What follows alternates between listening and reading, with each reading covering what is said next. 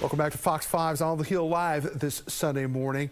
There are just 22 days now until the election, and both candidates continue to target those all-important 7 battleground states. They're trying to get their message out. I want to get perspective from our political panel this morning. David Goodfriend is a Democratic advisor and president of Istreet Advocates, and Tim Parrish, familiar face here, Republican strategist, joining us live in studio. So we're 22 days out.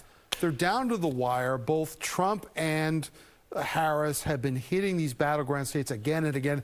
Kamala Harris has almost moved to the state of Pennsylvania. Do we know who has momentum right now, Tim? I think we see both sides of momentum. We see folks with lots of energy. Both campaigns have lots of energy on both sides, and I think that people are leaning into the candidate they think is going to best represent their wishes in the country. David, one of the oldest adages I was ever told by people over the years about crowds was don't believe crowd sizes, and I believe that up until Bernie Sanders came on the scene. His crowd size was indicative of the success he had in that primary, although he didn't win. What do we make of these arenas that Kamala Harris has been packing to the gills lately? Should we,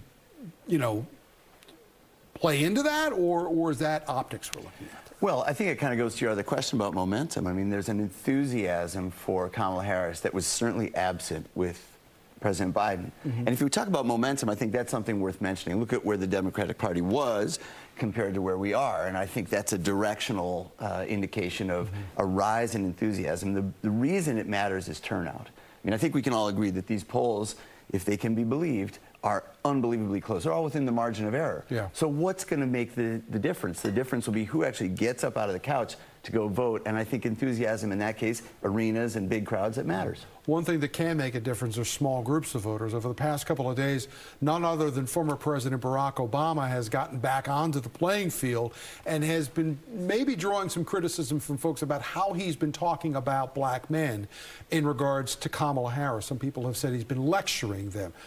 What do you make of that, and is Obama a force that the Harris campaign needs out there right now to drive a message home that maybe Harris and Governor Walz himself can't make? Absolutely. I mean, no one can discount the force that President Obama, who's very well-spoken and energetic, brings to the table. No one can discount that. So absolutely, the Harris campaign not only needs that, but they absolutely want it.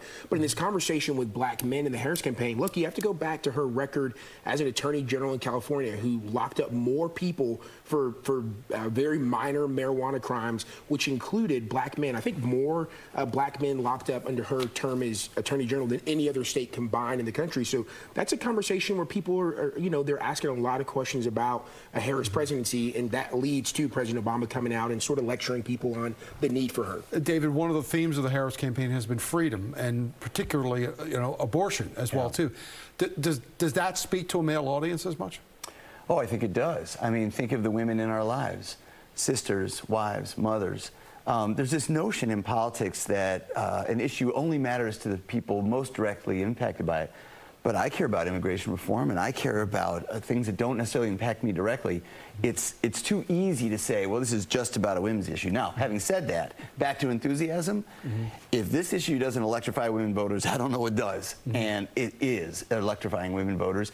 As to the men, not only in the black community, but in the Latino community as well, there is a gap in polling that didn't exist when there was a man at the top of the ticket.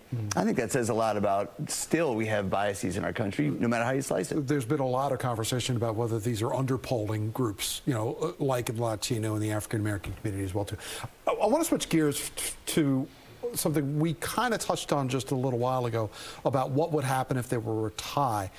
Every vote, I know it's a cliche, every vote counts, but there was a situation in Virginia over the past couple of days where both the Department of Justice and a private group brought lawsuit against the Commonwealth of Virginia saying that the governor and the attorney general in Virginia had thrown out voters who were not supposed to be on the ballot because they were not eligible to be on the ballot. And this is violating somehow not what they did, but the fact that it happened within 90 days of the election. If we have people on the voter rolls who aren't supposed to be on the voter rolls, shouldn't the governor, shouldn't the attorney general be not making sure they don't be walking into these polling places and casting votes? Absolutely. And Tom, I got to tell you, I know Governor Youngkin. He's very smart. I know his policy team. They're very capable policy professionals. This actually wasn't a law they wrote or created. This was something that was championed by Senator Tim Kaine, who was the governor back in 2006. He brought this law into play and actually signed it. Governor Youngkin and his team are simply enforcing it. This is also something that predates a Glenn Youngkin administration. It's been long-standing law that the law of the land, that we only allow American citizens to vote. So I think what you see out of the Youngkin administration is enforcing a law that was on the books before them and holding true to long-standing, long-held legal precedents that only American citizens get to vote in our elections. David, there's been widespread reports that Republicans are ready to deploy armies of lawyers across this country to challenge the vote. Are the Democrats prepared, and have they staffed up to take on that fight in the courts that we're expecting is going to happen? The answer is yes, and I've spoken to many of those attorneys. But look, I think we have to talk about what's really going on here. We Republicans and Democrats can agree on a lot of things, like we have great haircuts. I mean, look at the two of us. That's a given. But when people start calling into question the integrity of elections, that's a much more sinister, larger agenda, so that after the effect, after the vote, people can actually say, well, wait a second, storm the Capitol, this thing is all a fraud. I really think that's dangerous to our democracy. It's not so much that you're trying to enforce a law, it's you're trying to cast doubt on the election results. Well, and with Trump's inability to concede an election, you know, one of the things that, you know, is discussed about, you can't just have a winner. In order for democracy to work, you have to have a loser as well, too, and you have to have a loser that will admit to having lost.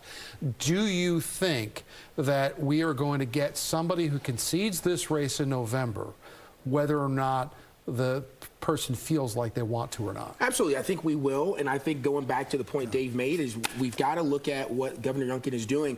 He's actually on the front end trying to ensure that there is no one that can question the elections in Virginia, that they were safe and fair and only American citizens got to participate. We're flat out of time. David Goodfriend and Tim Parrish, thanks so much for being with us. Thank you.